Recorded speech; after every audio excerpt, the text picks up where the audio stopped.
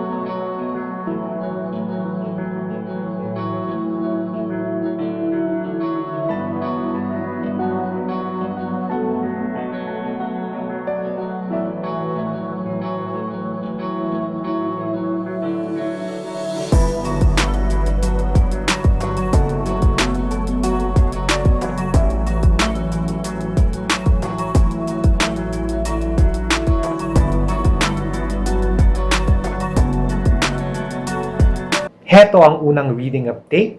Nakapagbasa na ako ng higit sa 100 pahina ng Moy Moy Lulumboy, ang ugat at ang propesiya.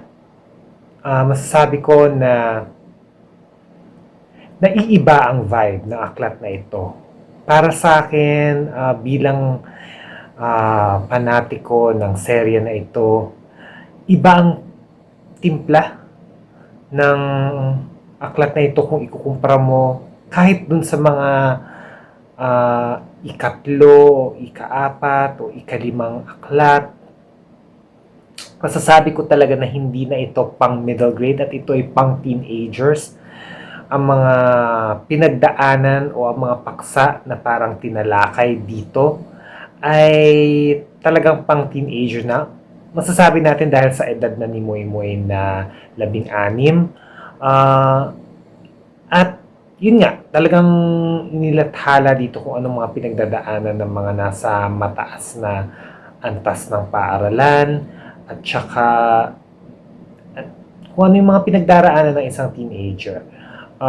Tingin ko nga lang kung isa sa pelikula ito, baka may mga ilang eksena dito na iibahin nila, kung hindi man tatanggalin, iibahin.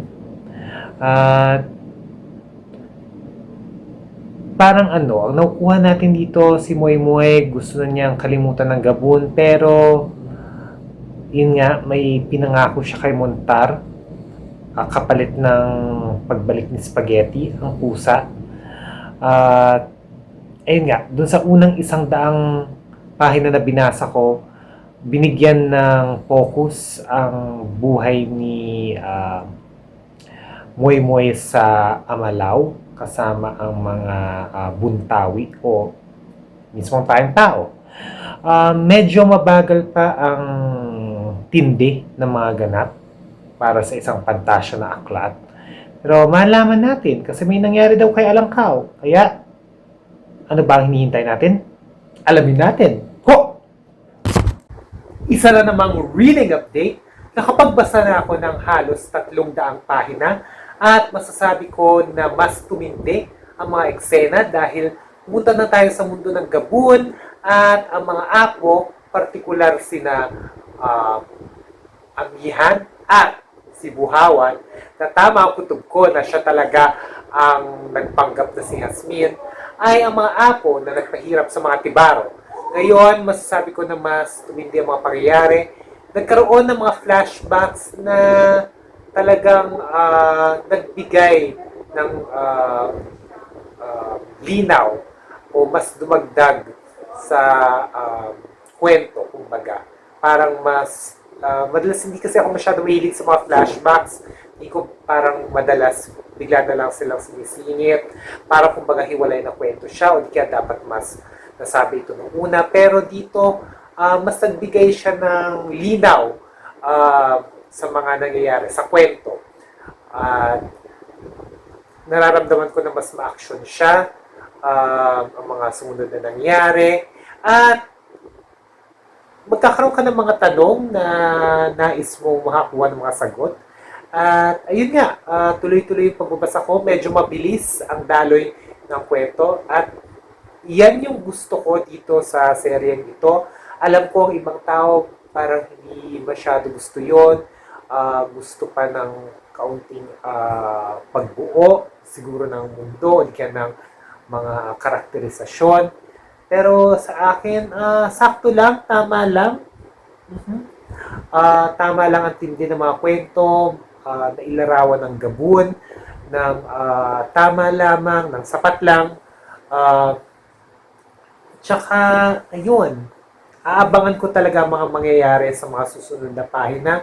Malapit na po tayo matapos. Tignan natin.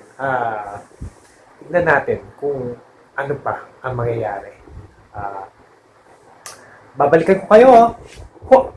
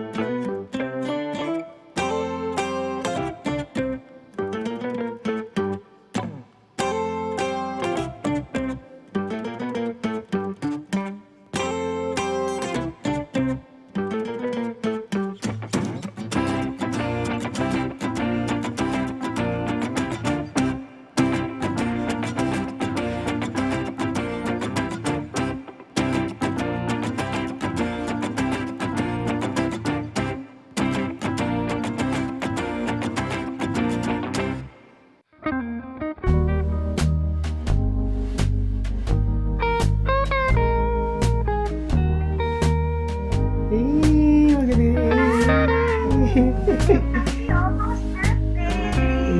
you. You, Susan.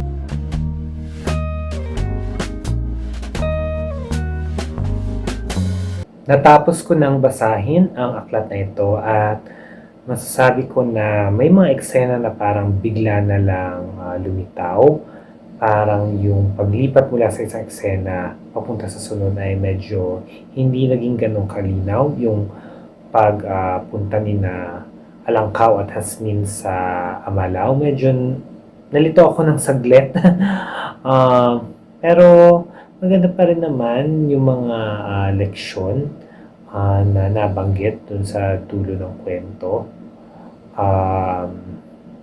Ayun na nga. Pero medyo bitin yung katapusan. Yung pagwawakas nito, hindi ko alam kung ito na ba talaga yung wakas. Magkakaroon ba ng bagong serye tungkol kay Moy Moy? O sadyang iniwan ito para sa ating imahinasyon?